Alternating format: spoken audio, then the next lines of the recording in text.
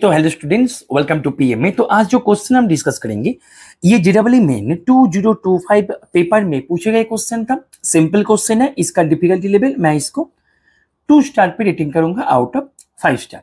तो तुमने यदि ये क्वेश्चन को अभी तक ट्राई नहीं की हो तो मैं बोलूंगा बेटा वीडियो को यहाँ पे पॉज करो एंड क्वेश्चन को एक बार खुद से ट्राई करो, उसके बाद ही तुम इसका सोल्यूशन को देखना। देखो तुम्हारे पास यहाँ पे क्या क्या इन्फॉर्मेशन दे रखा है। वेरी सिंपल तरीके से क्वेश्चन यहाँ पे प्लॉट किया गया था।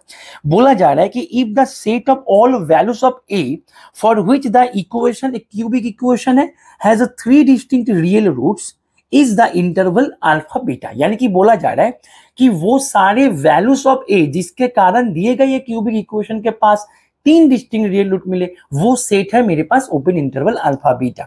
क्वेश्चन यही अल्फा बीटा के ऊपर पूछा जा रहा है। So your task is to find the range of a जिसके कारण दिए गए ये इक्वेशन में, मतलब ये जो फंक्शन जो है क्यूबिक इक्वेशन दे रखा है, इसके पास 3 डिस्टिंक्ट रियल रूट मिले। अभी इसको करे तो कैसे करें, तो ध्यान से देखो। मेरे पास जो इक्वेशन दे रखा है, इस इक्वेशन को बनवाने वाला जो फंक्शन है वो फंक्शन मेरे पास है f x equals to 5x cube minus 15x minus a. Is it okay और नॉट? Very good. अच्छा, अभी ध्यान दो, मेरे पास करना क्या है, इस इक्वेशन के पास 3 रूट मिले, राइट? अच्छा, distinct real root, they are asking about distinct real root, right? अच्छा, अभी क्या करो तुम ना, इसका डेरिवेटिव कर दो। जब तुम डेरिवेटिव करोगे तो तुम्हारे पास यहां से तुम क्रिटिकल पॉइंट निकाल के मैक्सिमम मिनिमा को तुम यहां पे निकाल सकते हो। अप्रोच को समझो, सोल्यूशन बाद में। अप्रोच को समझो कि हम कौन से रास्ता को पकड़ ले। Is it clear? Very good. अभी ध्यान दो, मेरे पास ये हो जाएगा 15x स्क्वायर माइनस 15। तो यहां से मैं इसका क्रिटिकल पॉइंट निकाल सकते हैं और देखते ही पता लगता है कि इसका critical point plus minus 1 point पे होगा। अभी मैं क्या करेंगे, इसका मैक्सिमम मिनिमा निकालने की कोशिश करेंगे। ध्यान से देखो, जब मैं इसका डबल डेरिवेटिव करेंगे तो ये हो जाएगा 30x। तो क्लियरली ये दिखा जा रहा है कि F of if double dash 1 में यदि बैठा दे तो ये मेरे पास हो जाएगा ग्रेटर देन 0, यानी कि यहाँ पे मिल जाएगा मेरे पास minimum. And if double dash -1 बैठाने से ये लेस देन 0, यानी कि इन दैट केस ये हो जाएगा मेरे पास maximum. Is it okay? Very good. अभी ध्यान दो, मेरे पास बोला क्या जा रहा है कि इस इक्वेशन के पास 3 डिस्टिंक्ट रियल रूट मिले, यानी कि ये फंक्शन की मैं यदि बात करी, इस फंक्शनल वैल्यू 3 बार 0 को टच करेगा, वो भी अलग अलग जगह में। 3 बार 0 को टच करेगा, वो भी अलग अलग जगह में। अभी बात ऐसे है कि ये 3 डिग्री का पॉलिनोमियल है, ऑड डिग्री पॉलिनोमियल। तो odd degree polynomial always onto होता है। दूसरी बात यह है कि ऑड डिग्री पॉलिनोमियल क्या करता है, नेगेटिव इन्फिनिटी से पॉजिटिव इन्फिनिटी, मतलब नेगेटिव वैल्यू को भी लेता है, पॉजिटिव वैल्यू को भी लेता है। क्लियर है? अभी ध्यान दो, मेरे पास ये जो फंक्शनल वैल्यू जो है, फंक्शनल वैल्यू -1 पॉइंट पे मैक्सिमम निकल के आ गया। तो मेरे पास -1 पॉइंट पे फंक्शनल वैल्यू क्या आ रहा है बेटा, एक बार पता कर लो। -1 पॉइंट पे तुम लोग सर यहाँ पे बैठा देंगे, ये मेरे पास हो जाएगा -5 माइनस करते हुए प्लस 15 माइनस ए, यानी कि मेरे पास ये हो गया 10 माइनस है। अभी देखो, ये तुम्हारे पास मैक्सिमम वैल्यू है।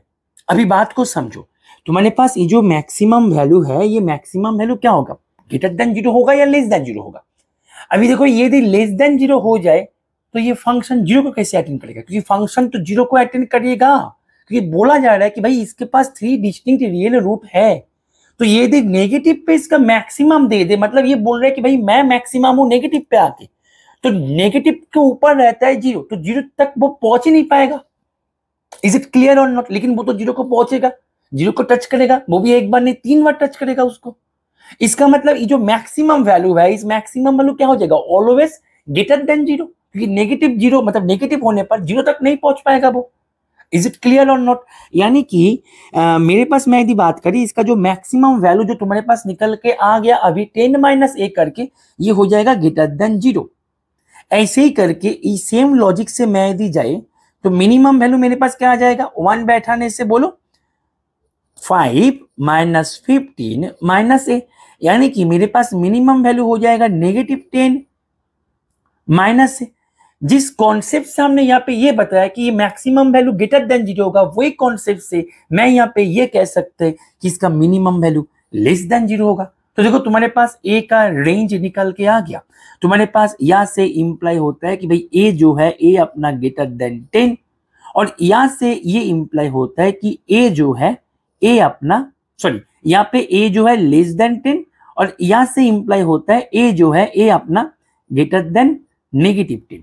यानी कि तुम्हारे पास ए हो गया ग्रेटर देन नेगेटिव 10 एंड ए हो गया लेस देन 10। सरल शब्दों में बोला जाए तुम्हारे पास अल्फा बीटा निकल के आ गया, और क्या ही बचा क्वेश्चन में। इज इट क्लियर और नॉट? यानी कि तुम्हारे पास अल्फा बीटा की मैं यदि बात करें, ये हो गया नेगेटिव 10 एंड 10। बस यहाँ पे क्वेश्चन खत्म। अभी तुम्हें करना क्या है, जो पूछा जा रहा है उसको ऊपर जवाब दे दो। नेगेटिव 10 एंड 10, यानी कि अल्फा का रोल प्ले कर रहा है यहाँ पे नेगेटिव 10 एंड बीटा का रोल प्ले कर रहा है पॉजिटिव 10। तो यहाँ पे बीटा माइनस 2 नेगेटिव 10 है कि माइनस करते हुए प्लस इंटू 10, यानी कि 10 प्लस 20 हो गया 30। कितना सुंदर क्वेश्चन था, कंसेप्चुअल था लेकिन इजी था, इसीलिए मैंने इसका डिफिकल्टी लेवल को 2 स्टार पे रेटिंग किया। ठीक है, तो आई होप कि ये सोल्यूशन तुम्हें समझ में आ गया है। ओके चलो पढ़ते रहो। Happy learning with PMA.